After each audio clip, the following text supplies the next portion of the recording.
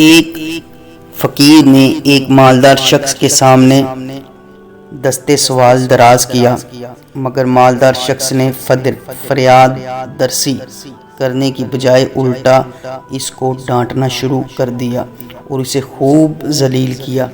فقیر کا دل خون خون ہو گیا اور جذبات میں آ کر ایک آہ بھر کر کہا، تمہارے غصہ کرنے کی وجہ شاید یہ ہے کہ تمہیں بھیک مانگنے کی ذلت کا احساس نہیں۔ یہ جملہ سن کر مالدار شخص آگ بگولا ہو گیا اور فقیر کو غلام کے ذریعے دھکے دلوا کر باہر نکلوا دیا۔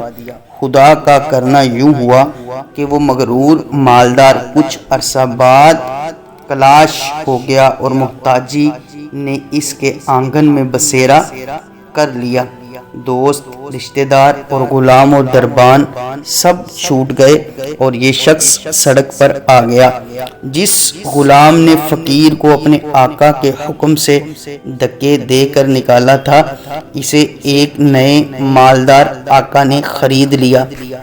یہ آقا بہت نرم دل، فریاد رس اور مہربان تھا۔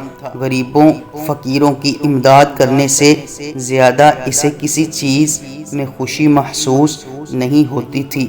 یہی وجہ تھی کہ ہر وقت اس کے دروازے پر سائلین کا ہجوم لگا رہتا تھا۔ ایک رات کسی فقیر نے اس کے دروازے پر صدا لگائی۔ غلام نے فقیر کی مدد کرنے کی نیت سے جیسے ہی دروازہ کھولا، اس کی چیخ نکل گئی، کیوں نہ کہ سامنے موجود فقیر کوئی اور نہیں، اس کا پرانا مغرور آقا تھا۔ اپنے پرانے آقا کی یہ حالت دیکھ کر غلام آبدیدہ ہو گیا اور اس کی امداد کر کے اپنے موجودہ آقا کے پاس چلا آیا۔ آقا نے جب غلام کو آرزودہ اور آبدیدہ دیکھا تو پوچھا، کیا کسی نے تمہیں کوئی تکلیف پہنچائی ہے؟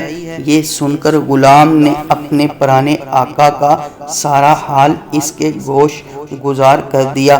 ساری کہانی سننے کے بعد آقا بولا، میں وہی فقیر ہوں جسے اس نے دھکے دلوا کر نکلوا دیا تھا، اور آج دیکھو کہ وقت کی کایا کیسی پلٹی ہے کہ قدرت نے اسے میرے ہی دروازے پر بھیک مانگنے کے لیے لا کھڑا کیا۔